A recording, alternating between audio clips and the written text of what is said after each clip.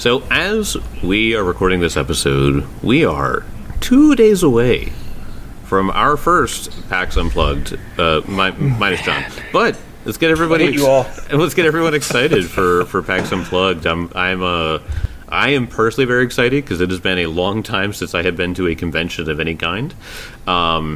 So let's go around for those of us that are going, and let's talk about some things that we are excited about, and when some of the things we want to do while we're there. I gotta say the two things that I want to do while I'm there is, I know they have a bunch of board games and games you can just kind of jump into. So I want to jump in, play some games I've never played before, and also dice. I'm probably gonna get dice. So dice, God. Yeah, little click-clack rocks. I mean, we got to. I've never been to a con, so this is my first. Whoa. I know, right?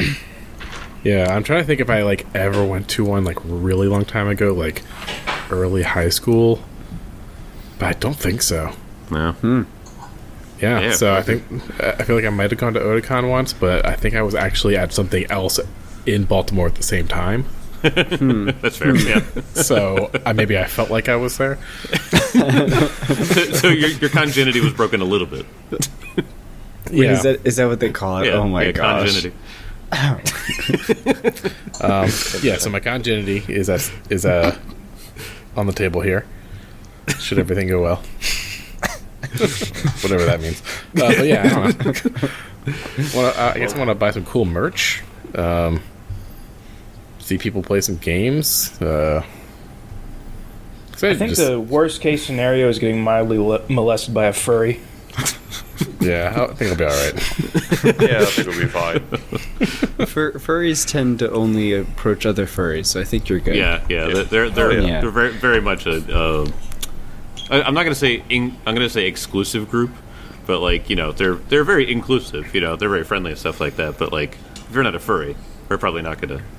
Probably not going to mess with you. Yeah. So I'm really excited to see. I have a short list of booths that I want to visit. I'm not going to mention the booth numbers because it's kind of irrelevant, but I'm really excited to check out DiceWise booth. Now, clarification, DiceWise will not be there, but their dice will be, so I'm very excited. I want to check out Kobold Press. Josh Simmons is going to be there. Misty Mountain Gaming, Samwise from Exeter is there, so I'm really excited to see her. Abyssal Brews is going to be there as well. Very excited to check them out. And I'm going to keep my eyes open for, I think it's called AARPG. It's it's like a group of it's like OSR people, but the good kind. And he's gonna be handing out stickers, so I'm really excited to kind of run into him too. Oh, very cool. So yeah, there's a lot of good people that I'm very excited to see, and I'm still trying to hammer down. There's a Discord group for the Threads, Thread friends people to meet up. So I'm gonna. There's talk about meeting up at a gaming table on Saturday at some point, but I haven't really. Hammered that down yet, so we shall see. We're only going for 1 day, so we got to pack a lot into this one day. But I'm very excited. This is the first time I've ever been to a PAX at all. Yeah. Ooh, this would be huge. Oh, and of course GCP. Gotta swing by their gotta swing by their booth. Yeah, there's gonna be a bunch of piles of stuff there, of course. Oh yeah. What do we think? Let's all theorize what Jed is going to be excited about. Warhammer. Yeah. I was going to say Warhammer, but I wasn't sure. Definitely going to be Warhammer stuff. I also think Jed is going to buy a My Little Pony role-playing game. Oh, he should. I hope he does. I don't know why. I just feel like he would. He should. Sounds like something Jed'd be into. See, I haven't quite looked. Because definitely I'd be going. God, I hate to get back into it because I'm never going to buy the cards again. But if there's a Magic the Gathering draft. Because that's fair. I used to love doing them because it allows you to just kind of dip your toes into it, and also kind of gives me yep, this is enough. I'm good. Yeah. I've done plenty. Yeah, because a draft would just be kind of fun to do again, but dice definitely. But I usually just wander around cons anyway. I don't really have a set target until I'm ooh, this looks cool. Yeah, that was my thing. I was there's like I feel like I could like anything, so I just kind of want to wander and go with the flow. Oh yeah, Oh, that's definitely. what I Yeah. usually Yeah. do. Well, me as Santa's strongest warrior is going to be selling Christmas trees while you guys all do your At bullshit. SantaCon, John, that's awesome. That's so cool. You would do Yeah, I'm that. selling There is a exclusive SantaCon, by the trees way. at SantaCon. I'm just loving how every opening banter is just becoming John describing how he hates Christmas trees in a new way, and I'm really down for it. Yeah, that's what this time of year is for me, Kelly. And every all of John's family Christmas cards is going to send out is going to say seasons hatings. Yep. Seasons meetings. Buy a fig tree, you Merry bastards. Christmas, fuck you and fuck this life. No. But I actually have been to a con before, and guess what, nerds? It was a plant con. No way. NAMM show in Baltimore. That's incredible. We go there and order a bunch of plants each year. Wow. I right. love that. All right, what's your most memorable thing from PlantCon? Is it the They- cosplays? I imagine Otakon is probably held in like the same arena, right? Is Oda still in Baltimore? Otakon is no longer in the Baltimore Convention It's DC. Center. It's in DC. Yeah. Okay, well, you guys have been to Otakon before, right? Oh yeah. Yeah. So, Just a lot. think about a tree in a pot that was high enough to go past the ceiling. Really? They had to shit. tape it down. Yeah. Nice. It was a cypress tree. It was enormous. I have no idea how they got it in the building, That's but it what I was thinking. impressive. Yeah, right. Like, how Did they open up the ceiling, like the glass, Right? and lower crane it? it down. They entirely could have. I don't know. They wrapped it in Christmas tree net and they just hauled it in. Yeah. No, Just this wasn't Christmas stuff. Like- This was like just the regular Grinch. plant stuff. well, there is one thing that we're somewhat familiar with that is way bigger than it should be, just like that tree. But today we're talking about Vamir. Oh, dang. At the- That's really good. At the He's a big boy. At the end of last episode, after you guys had defeated the Oran Voraxes and chased the last one off, by the way, Jonathan, Halleck cured your fatigue, so you were no Thank longer you very fatigued. much. Man, he's put in the work. Yeah, he is. He's kind of tapped, but he had that left, I think. We're all kind of tapped. I know. Which is part of the reason why you guys are probably a little scared as you're walking up and you see what is clearly Vamir, but way too big. And as all of you sort of turn the corner and you sort of gaze over at this, Elkwood, you're looking at this and you're like, I can't believe this. And you go to turn to look at your friends and they're all frozen in time. Dang. The chrono worm. And The Cardinal. it's not the chrono worm. It's the entire scene is black and white. Gotcha. And it's just you and Vamir moving.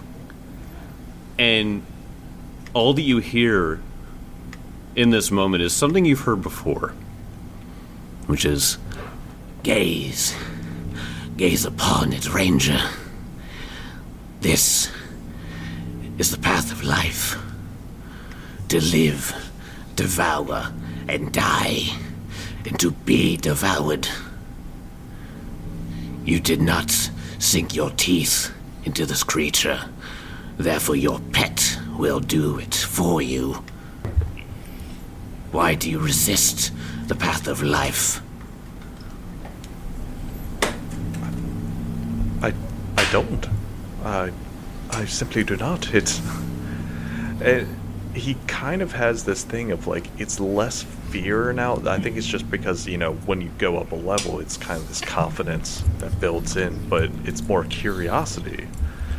And he's just kind of I understand the meaning to what you're speaking about, and this entire time he's approaching.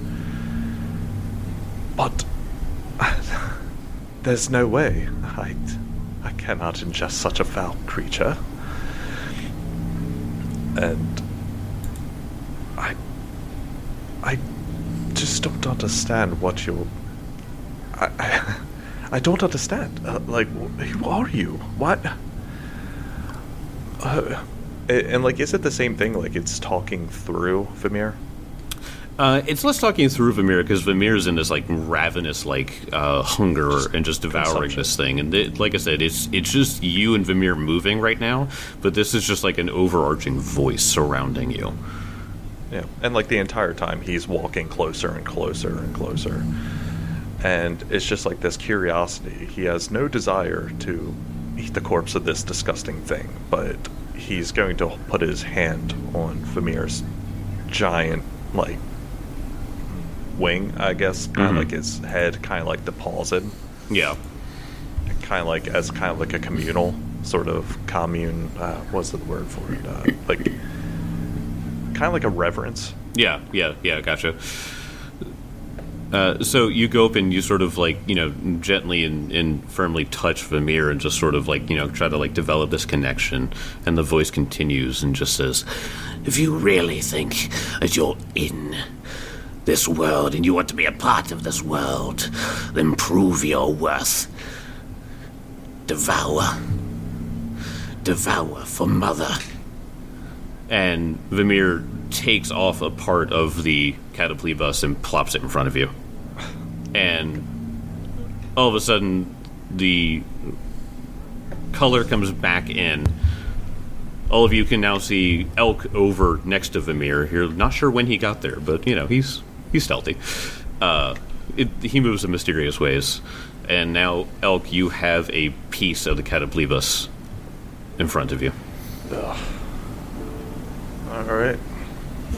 He's going to gingerly take a piece of it, and kind of think for a moment. He's just trying to understand this whole experience. But So Benson can see this happening? Yeah. Okay. Would you like me to make a perception check, Jake, to see exactly what is happening right now, or? I mean, you guys were close enough. When you saw it was Vamir, you were a little weirded out, but you could tell it was Vamir. So you would be close enough to be able to see. So Benson's just gonna go, Elk, what is this? And it was kind of in this entire process of him walking here, he was kind of aloof, and it's just kind of he kind of stares at you for a moment, but kind of seems more in his right mind.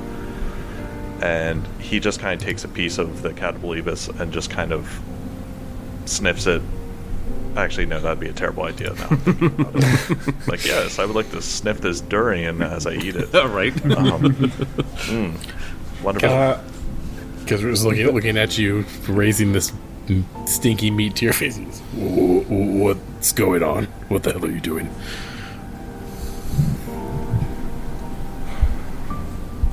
You can just tell me a reason. I'll listen to you, Elk. I don't know, to be honest. Why is your bird huge now? What's... Let's address the vulture in the room. Yes. Big ass vulture.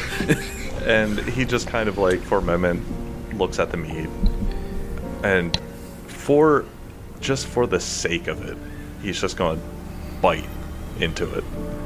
And probably spit it. He'll probably spit it out immediately, though. Yes. All right. Well, make me a fortitude save, just for. Benson, make a fortitude save for me. you do it happily. If you get a crit success, I don't have that. Can I make a reflex save? No, not trying to dodge it going into your mouth, unfortunately. Stealth? Yes, I'm eating it, and then just kind of half. You do the crunk thing from Emperor's New Groove. Damn it, of course. 31. 31. So it's a regular success, so you get it down, but you're effectively sickened for a minute. Where you're just whoa, oh, you're keeping it down, but you can feel it trying to come up. Yeah, I've been there before. Yep, we've all been there. Kesser's oh god, this is awful. Let me do it. Go ahead. Yeah, he just kind of after he does it, he feels the kind of coming back, but forces it down. But in this regard, though, like, he kind of looks at Vimir and kind of does, you know, I'm trying to think of an animal because he's large now, so he's very big, but does the thing like with, if his like head cranes down, that he kind of like puts his head to it, kind of like, you know, like if someone was with a horse or something like that, they just kind of do that thing, and it's just kind of like this moment that kind of chills him out for a moment, like makes him relaxed. Yeah. The Vimir sort of there's a sort of like acceptance, and you know birds do the thing where they sort of like peck and like nibble on your hair or your ear or something like that. Yeah, he does that. Yeah, and he's just kind of whispering to him, he goes, "God, you're so big now."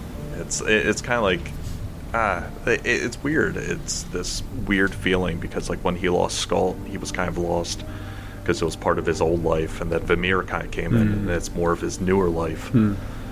And now that Vimir's getting bigger, it's kind of like this moment of like, holy shit, did I do something? Like, did I succeed at something? But let me move my token over here. There you go. That's more like it. So, do you want to explain mechanically? No, Vimir is I may have hinted slightly to it before, but he is savage now. Nice. So his, of course, his size went up one. So he's large. Wow. His attack went from plus 14 to plus 17. Oh yeah. Oh my! Because his attack went up. He has a plus 5 to his strength modifier now.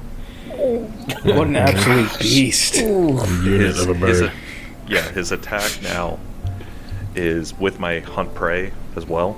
It will be 3d8 plus 8. No way. Oh my god. Wait, give me that plus to his strength again.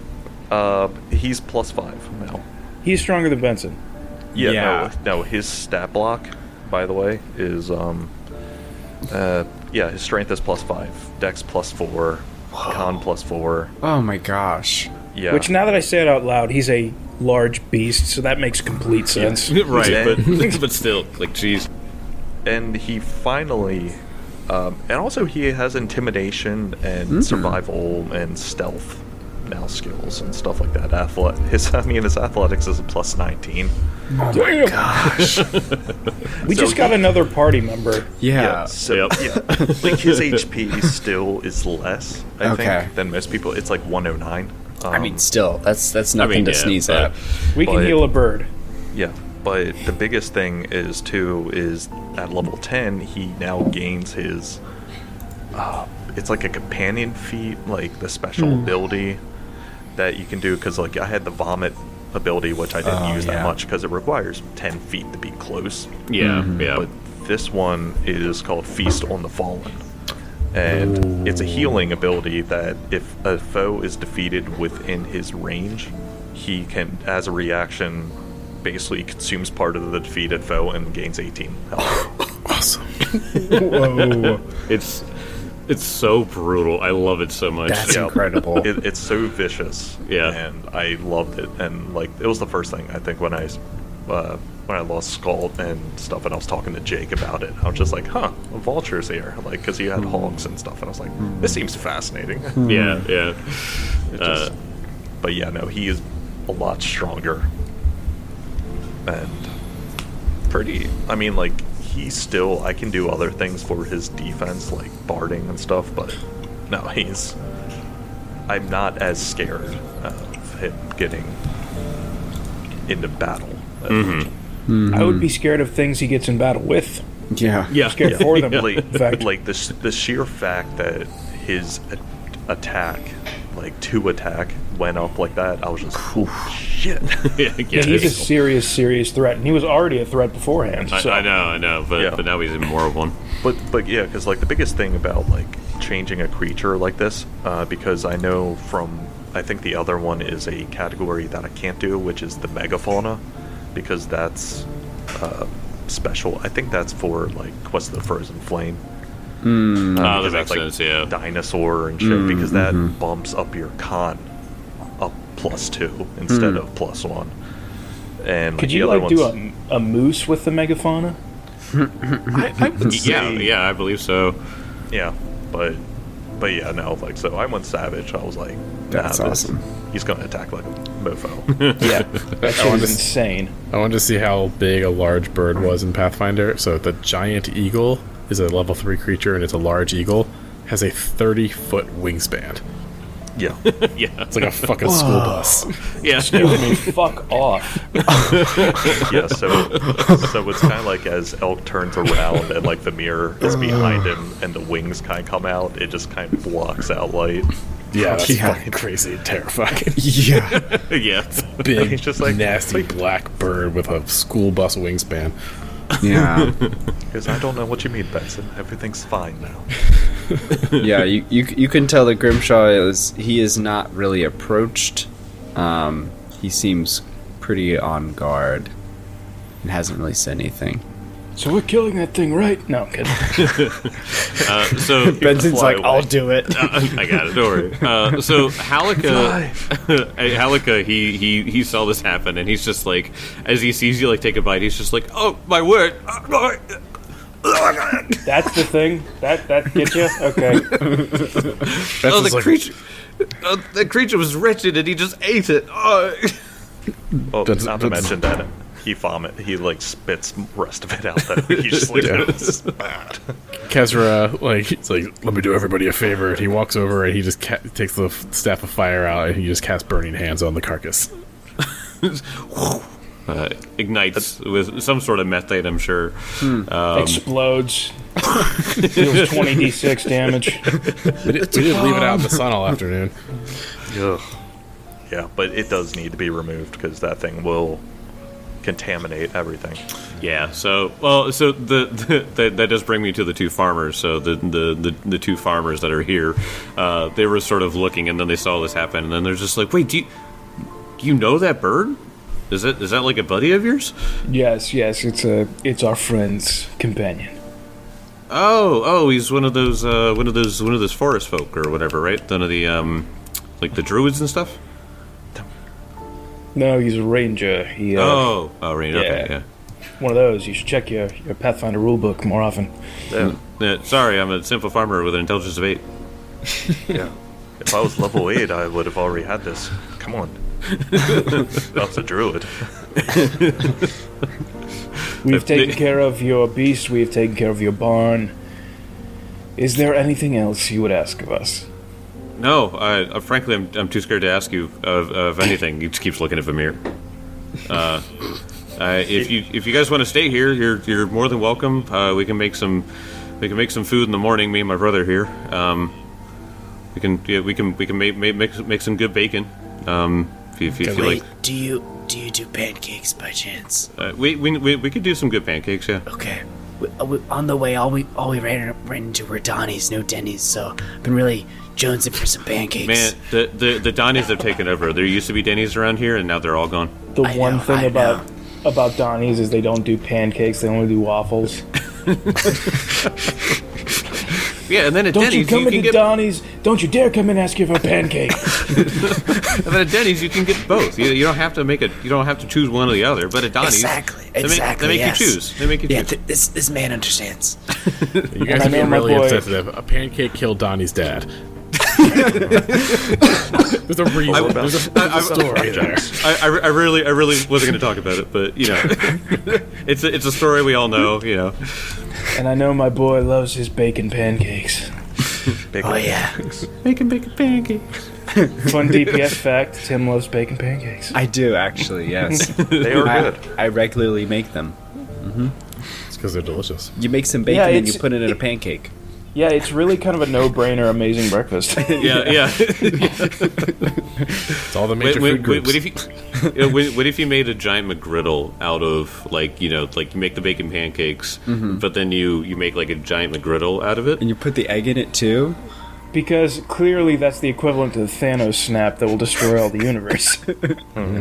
No, only half of it. Only half. You're right, then it's totally worth it. Yeah. What was it worth? Everything. Bites into it. Dude, I'm making bacon pancake McGriddles on Sunday. Yeah, you better. You should. I'm showing up at your house. And if you don't post on Monday morning, you have to post it in the spoilers chat. Yes, yeah, and with no context too. All right, I'll try to remember all that. Yeah. So they offer you housing and a place to sleep here at Rusty Bucket Farms. It's humble, Sounds but like a bed and breakfast. it is now. Rusty Bucket Farms. It is now. So these two brothers they have like a little guest room or a guest house for you. What were their names? I'm sorry, I don't think we ever asked. You never asked their names. Yeah. So the guy that you met, he goes, Chris yeah. Pratt. So I'm. Chris Pratt, yeah. He goes. My name's Peter, and this is my brother Parker, and we're the. Of course. I had their name. I had their names forever ago, and you guys just never asked. And yeah, We're more of a kill things now, ask questions later group. Yeah, that's fair. I totally get it. Yeah, so their last name is Bucket, so Peter Bucket and Parker Bucket. As I said, that's a humble little farm. So they get their little impromptu bed and breakfast for you guys, and they allow you to sleep. Alika is very thankful for it because he's pretty much out of spells. So if you guys want to talk about anything or make some plans when you get to Kintargo, because you only have about a day left of travel before you get there. Kezra wants to ask them over some bacon pancakes and whatever else they made. He's like, so have you guys had any encounters with the Scarlet Triad up this way? We've heard rumors about them, but no, they might. From what we've heard, people have been dealing with them in the city and stuff like that, and we're too far outside of that, and I don't know, maybe we just kind of slip by. But we've heard the name before, but maybe it's just because we live close by. What news from the city have you heard about them? Is it something recent? No, just some scary stuff's going on. Apparently, ghosts have been popping up in Kintargo lately. You said ghosts? Yeah, there's like ghosts and stuff popping up around the city. We'll have to call the History Channel. Any more description on that, or just ghosts? No, I mean it's only been one person, and I guess they were just trying to get out, so maybe they didn't get any details, but. That's good. Thank you for sharing that.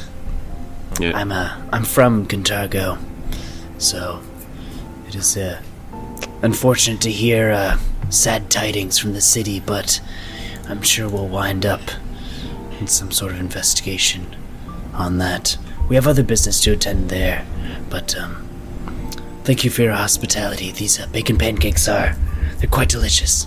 Sure. You can have them any time. So, what else are you doing in Kintargo?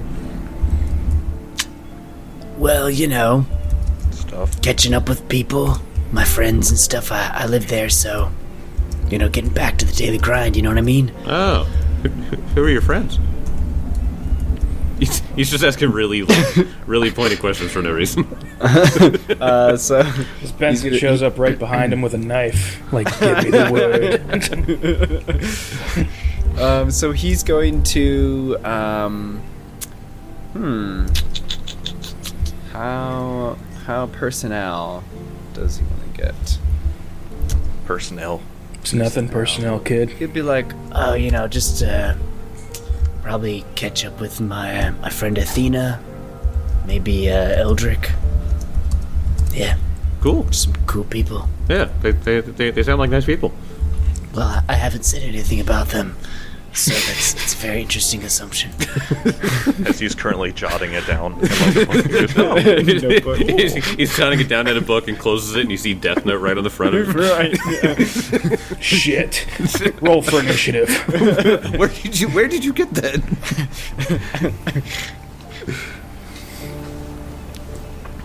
After a very awkward conversation, you guys have your breakfast. If you guys want to talk amongst yourselves and stuff like that, Halika is definitely going to be chatting you up some more and just like, that was simply incredible. Some of you were having a hard time with those Aurum Voraxes you said, but I managed to heal your wounds. Being an adventurer is incredible. You did a very admirable job. Sorry. His face just like beams when you compliment him on his healing abilities. So tell me. I'm sorry, Benson. So tell me more about Zon-Kuthon. As Benson is very clearly trying to take a hit for everyone else, be like, yeah, tell me about Zon-Kuthon. Let everyone else do their thing. Tell me about the master. Oh my goodness. The Midnight Lord. Oh, if you want to learn about the Midnight Lord, I can absolutely tell you all about him. Did you know that his favorite weapon is the spike chain? I actually did know that. It's a very useful weapon. It has reach, and you can trip and do many things with it. I think we could skip this conversation, Jake. No, I feel like this conversation can keep going. I just like to think it's like Benson already knows all this, so the guy's like, you know this? And he goes, yes, I do. Yeah, I in fact do, yeah. Kezra, Surprise me! That's really cool, dude. Kezra's standing over by the Bucket Bros pantry, and he's just like raiding it and throwing shit into a bag, and he like looks at one of the closest brothers, he's like, you don't mind, right? And then he doesn't wait for an answer, and he keeps going. And then he looks over to Halika, and he's like, so, like, what are the churches decorated like? Usually with large black iron and chains, and they hang down. It sort of decorates with, the sort of brutality that only Zon-Kuthon can bring in dedication. All right. What do you guys wear? Well, I wear this. This is just clerical robes. Okay, sure. Did you know his original? Did you know his original name was Dubrawl, and in fact he did help fight Rovagug. Didn't know that. Right, but see, everyone assumes that the Midnight Lord has some sort of nefarious means, but if he fought Rovagug himself with the other good deities, then somewhere along the lines their goals align. So, a person's past actions don't necessarily determine their present or future, though. People change, even the gods. Well, perhaps, but he's god of order. So you, and he points over to Benson, you being a paladin of Iomade, you know about justice and law and order and keeping things in line. Yes. I would, however, in a friendly argument, say that there's a slight amount of difference. Of course. Semantics, of course. Semantics, yes. Semantics. Come on, Zon-Kuthon, Iomade. The same. Basically the same. Interchangeable. Two sides of the same coin. Really. Kezra walks over. And Kezra walks over and he hands a bag of food to Elk, like a bag of food you didn't ask for, but he got it for you anyway, because he's got another one on his back. And he looks to Halka. Halika. Looks at Halka and he's like, "So, Nidal wants more trade with Kintargo? Is that really all you're here for?" Yes. I'm not going to say it's a small order, but I am merely a journeyman in diplomatic relations. But if I can help in any way to resolve any conflicts between them and sort of smooth over tensions between two great nations, I'm happy to do so. Does Kezra know if Nidal has any cover with any connection with the Scarlet Triad? That would be worrisome. go ahead and if you make a society check, I can kind of give you some of that. I am not a worldly man. Oh, okay. I got a 5 for a 5. Oh, Hey, you're like, I mean, law and order. I feel like does eventually lead to slavery. So maybe they have to have something. Like you're kind of like, So you got any issues with the Scarlet Triad up there in Nidal? well, they captured me, did they not? If I made very clear that I was a diplomat from Nidal, and the Scarlet Triad captured me. If there was, Forgot about yeah. So if there was some sort of connection, I think that they would have just let me walk. But there I was sitting in handcuffs. Well, that could be something that could be used against it. I mean, if they were willingly or about to imprison a diplomat of Nidal, I mean, would Nidal not, you would assume, fight against them? Like, the Scarlet Triad, yeah, like, is this, I mean, I would assume the Scarlet Triad is pretty much hated, like, from most places, right? Well, yes, slavery has been outlawed, and Yes. is it most of Cheliax or is it all of Cheliax? I think it's all of Cheliax. It's all of Cheliax. Yeah, Really? yeah. It's abolished in all of Cheliax? I thought there was, like, still, like, fragments left. I mean there's maybe, but it's one of those Indentured things. servitude. Well, there's a lot of when something like that goes away, there's still things that sort of hang on to those things. There's always roaches to squash. Right. That's a good way you to put can't it. I like squash that. roaches. I mean, hey, Just like hey, slavery.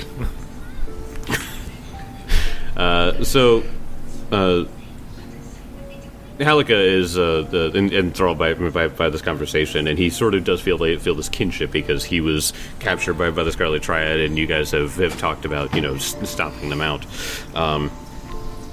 But you guys can go on the road if you would like. You do have a day of travel ahead of you. I feel like that is something that we could put a bug in his ear. We're not going to, kill this guy, for one. I know this conversation's been going on. But the fact that he was captured by the Scarlet Triad, if he brings that back to Nidal, perhaps that could be something else, like that if the Scarlet Triad try running to that part, like just, trying that, they'll be like, hey, Nidal, these people are trying to start shit. Like, they're trying to, so just keep a lookout. Kill them if you see them. Yeah. Like, instead of being like, who are these guys? And you're like, no, these guys wear this clothing, and you should snuff them out quickly. Yeah, I think on the way, maybe you suggest that Elkwood and then Grimshaw is just kind of doing like an info dump to Helica about like all he knows about like, I mean, I don't know how many people he knows of in the Scarlet Triad, because they're pretty protective of the information transfer and their higher ups and stuff. But basically like dropping any names for him to take down, any descriptions of like their whereabouts that his order has like tracked down over the years. So just any information. It could be like this is what you need to take back to the Umbral Court. Like this is if you're aligned in our mission to stomp them out within your power, this is what you need to know. And, he just kind of lays it out during this day of travel. Because, I mean, it's just tons of information, right? All of them leading to dead ends, but, any intel is intel. Yeah. So, yeah, you sort of, you give him all this information, and he's actually, like, taking notes of, like, like what you guys have talked about and stuff like that. And he's just like, this is incredible. You all have been extremely helpful. It's amazing. You always hear about these adventurers, and you always assume that maybe they're aloof, or that they're off just doing adventuring. So they're maybe not good conversationalists. But you all have really enlightened me these past few days. Go ahead and roll me a perception check on sense and motive as you guys are the past days you guys have been talking. Sense motive, so just perception, right? Yep, just perception. Oh, well, that's good because level 10. My perception's off the charts. I'm a master in perception, actually. Terrible. No. Terrible. I got like 21. 19 on the die, deal. Yes. Should I even roll? I mean, might as well. I actually rolled pretty well, so.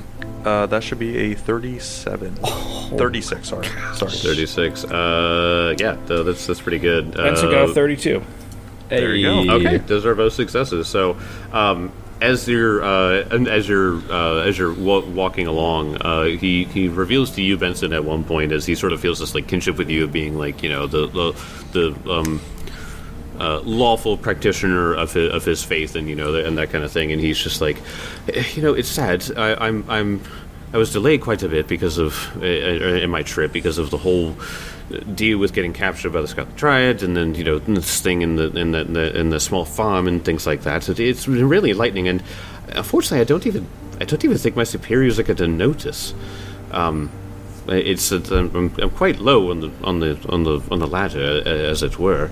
So he sort of like reveals this. It's sort of like a bit of like vulnerability that he has with you, Benson. Well, it's a bit challenging at first to be noticed, but if you persevere and pull through something like you have, I mean, come on, you were captured by slavers. It was very fortunate that we found you. I think this just shows your mettle, and make them know that. Shows my mettle. I really like how you put that. I will. With your check, Mark, Elkwood kind of gets the idea that you get this sort of thing in either in his voice or his tone, or maybe just like in a facial expression, and it clicks in you immediately, as you've had a pretty good idea of like when people are lying, as you've, like, you know, hunted people down and for bounties and stuff like that. You get the idea that he has zero connections in Cantargo. And so he's sort of developing this relationship with you guys, and he's kind of just like, these guys might be my friends there. Like, I might have, like, someone to, like, be with while I'm there. So he's going to try hanging around us pretty much the entire time. He doesn't say that, but he's sort of, he feels safer with you guys in the city. Okay. So it's kind of like a definite thing of, like, he's not being suspicious at all. He's just lonely. Yeah, he's just a lonely cleric. Yeah. Yeah, he's a lonely cleric. He's low on the totem pole. Like, he's trying to be better. Yeah, exactly. Yeah, and it's kind of something that El kind of thinks of for a moment, because, like, the organization that he worked with, it was kind of like that thing. You had to fight in order to become better and hire help in that place and stuff like that. So it's kind of like this thing of like, well, it's sort of the same way set up in that description, I guess, of what he was describing. Like, he's low on a totem pole. Benson kind of just said it right there. Yeah, you gotta prove yourself. Yeah. Then you'll become noticed. And then when you become noticed, you get a little bit more power. But, no, I mean, that's good that there's no outliers. I don't get a sense of. If it's kind of... Oh, sorry. Go for it, John. You go, Tim. No, mine's completely unrelated. Go for it. I was just gonna ask if Benson can kind of like go over to Elkwood here for a second. Yeah, sure. Yeah, like, and I think at this point that Vamir is also kind of like slowly flying a bluff. blotting out the sun. Just doing his little walk with fucking 15 feet every stride. wait. Let me look at Vamir's move speed if he just walks, because 10 feet. Oh, wow. Yeah. Birds are surprisingly notoriously slow in walking. He didn't take the nimble hop feat? No, he does that cute little thing that birds do when they hop, and they just the little hop. Yep. No, if he's a vulture, he's on an updraft, so he is miles up there. Yeah. He's like a mile up. I don't really know what great way to say this, but I haven't really been able to reach you the past couple of days. No. Well, I was here. Well, I mean, sort of. To be completely honest, Benson, I was a bit out of it. A lot has happened, and it just seemed like when I saw Vermeer kind of going through the changes, it kind of messed with me a little bit. I thought for a moment I failed again. Yeah, I understand how that feels. I don't really know the most comfortable way to broach this subject, Elk. You've shared a very small amount about yourself. I feel like, honestly, if there's a single person in this company that you should feel comfortable to talk to, it is me. And I understand that's probably a very stupid assumption that I'm making because, well, I trust you. I appreciate that. And to be forthright about it, I was never that open with most people when, in my childhood, it wasn't that great.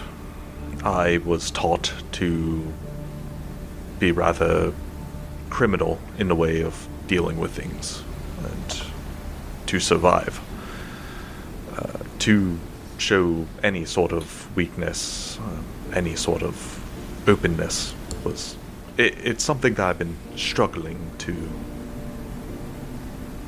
deal with. But now it seems like it's kind of come to a head. I mean, I'm simply understanding things a bit better now. I don't know. It's hard to explain. Well, not really. To be quite honest, Benson, I wasn't a good person before you met me. I did a lot of bad things. But I'm trying to get away from it all. And through our adventures, through the Mwangi, and even here, it just seems I feel more free. That I don't feel shackled as I was prior. Well, it is not by the past actions one should be judged. It should be by what they do the day one is beholden. And frankly, I have no idea if I'm a good man today. Oh, you seem to be giving our friend here some good advice. Well, as I say, Benson, I do believe there is good in you. But I also worry a bit about your, dare I say, the mantle that you wear. I've seen things like this break people. It is the greatest challenges that make what we are truly worthy of show. Yes. This kind of... I didn't want to make this about me, Elk. I just wanted to let you know that if you needed somebody who you could confide in, I'm not going to attempt to crucify you. I just wanted to let you know that I trust you, and you have somebody you can speak to. I do appreciate that. And in this point, like, he's kind of trailing back maybe a little bit so the other two aren't really within ear. But he kind of whispers more, using stealth. I don't know. So a 40. It's a 40, my whispering. But he kind of does go, he goes, I don't know how to exactly broach this, Benson. In the Mwangi, after I lost Skolt, I felt a bit lost completely. He was with me from one of the very beginnings. He made me kind of tethering into the wilderness when I was living in Absalom. But when I met Vermeer, there was a voice that carried with him. And it's something that I do not know. It doesn't feel evil. And it just keeps pushing this testament of renewal. But in a rather odd way, dare I say. I'm being offered pieces of dead meat to devour every so often does not quite appeal to me, but it seems like a small price to pay.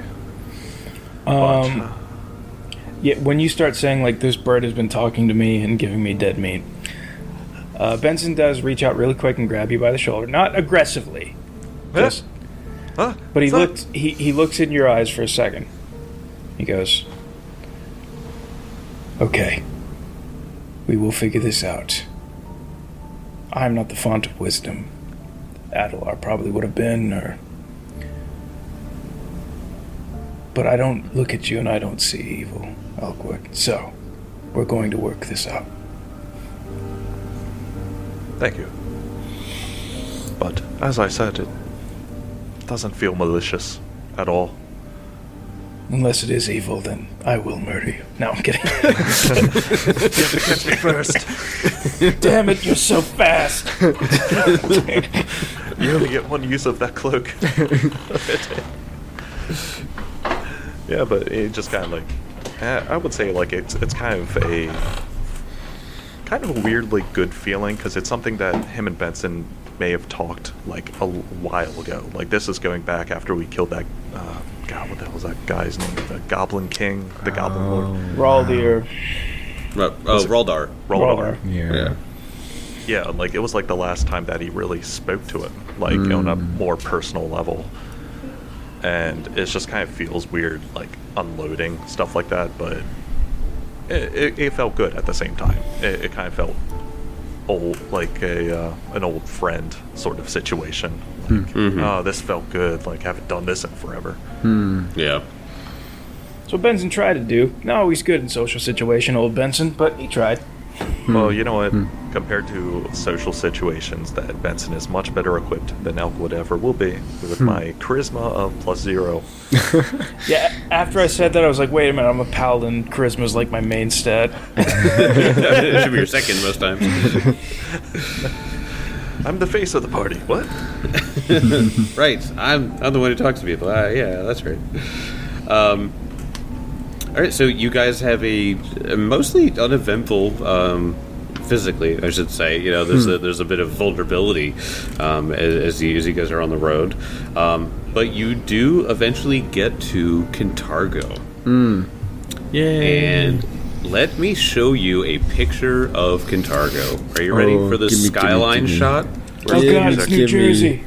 Oh It's no! Detroit. Oh Look at my that. God. Oh, that's like the Red Keep on steroids. Oh my Holy gosh! shit, that is beautiful. So Kintargo is a massive metropolis city. Fun fact, it is the location of the entirety of the Hell's Rebels adventure paths from 1st edition. Oh, wow. It like has the Red Keep in it.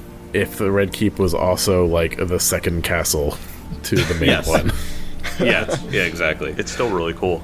No, Yeah. it is a fantastic city. I'll when this episode comes out, I'm definitely going to post this in the Discord because this image is beautiful. It's amazing. Yeah, it's Oh, breathtaking. excuse me, Jake. Where's the Dark Souls boss? That comes out. There's definitely a few Dark Souls bosses. There's definitely a few Dark Souls bosses somewhere in the city. But yeah, you guys eventually get to the gate as you as you approach the. Guards greet you at the gate, and there's people that are going in and out with carts and stuff like that. It's a pretty routine thing. They come over, with the little mirror on a stick, checking for bombs, under the cart and all that kind of stuff. I was like, wait, what? Kezra, put that 2-gallon container of alchemist fire away. The moonshine bottle. Yeah, so they do the routine things. I mean, they're I don't know if you guys would have anything on you that would be considered like illegal, contraband or something like that. You guys are adventurers after all. Oh shit, my flay leaf. All right, smoke it now or throw it out. As you approach the city entrance, Grimshaw, you remember the first time you came to the city. Not unlike now, you were worn from travel then. The difference between then and now, however, is this feels like coming home. The first time you felt desperate, not knowing where else to go. This feeling of desperation and uneasiness reminds you of what brought you to Kintargo in the first place. You can still hear Krongol's gruff voice yelling at you to get your attention. Grimshaw! Grimshaw! Grimshaw! You see Grimshaw cross-legged on a bearskin rug in front of Krongol, one of the high-ranking members of the Shattered Fang, and Grimshaw's leader. Firelight trickles in from the camp beyond, the flames casting distorting shadows on Krongol's face and tusks, and Grimshaw, in comparison, shrouded in shadow. Yeah, sorry, Krongol. You have to leave, Grimshaw. Things will change. I'll learn to control it. No, not here you won't. But Krongol! No, my responsibility has been fulfilled. Your life spared. Trained in the goddess's weapon, done. You've trained with our best, but now your path diverges. I don't know what is going on with you, Grimshaw. Oracle Orutha has predicted doom as long as you stay. He says the fabric of time... Yeah, it distorts around my aura. I've heard it. But things... they're getting better. Better? 3 members of our tribe almost dead, and you call that getting better? But... they're all right. That's not the point, and you know it. You leave tonight. Tonight? The council decided and charged me to give the command. Grimshaw rises, knowing that any further conversation is pointless. He turns, this time the firelight dancing across his face, hot tears glistening upon his cheeks. Grimshaw, he says, but Grimshaw does not turn. May the Everbloom guide you to the downtrodden. Grimshaw, leaving the tent, replies back. And may her thorns pierce the oppressor. And with that, we will see you guys in Kintargo next week. We're back, baby! We're back, baby! Super orky friends. Super orky friends. Orky.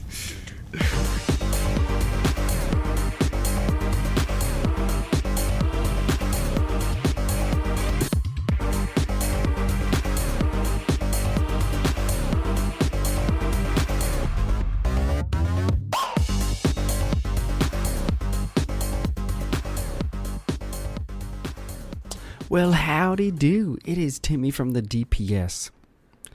Do you know what is one of my favorite parts about TTRPGs? Dice, dice, and more dice. And if you're like me, if you're a dice goblin who just can't get enough dice, I'm here to tell you about someone we partnered with, Greenleaf Geek. Greenleaf Geek is an incredible dice maker. They have artisanal dice, they have curated dice, they have everything from soft edge to sharp edge, and they have this one set of dice called the Whisper of Roses, very fitting for Grimshaw. That's just sparkles and roses inside a sharp-edged dice set. And let me tell you about a special deal with the DPS. If you enter code Dragon Punch Squad at checkout, you can get 10% off. So head on over to greenleafgeek.com, and when you hit that checkout button, make sure you add on a donation to plant a tree. Not only does Greenleaf Geek save your party, but it also can help save the world. Hey, that's all from me. I'll see you guys in the next episode. Bye!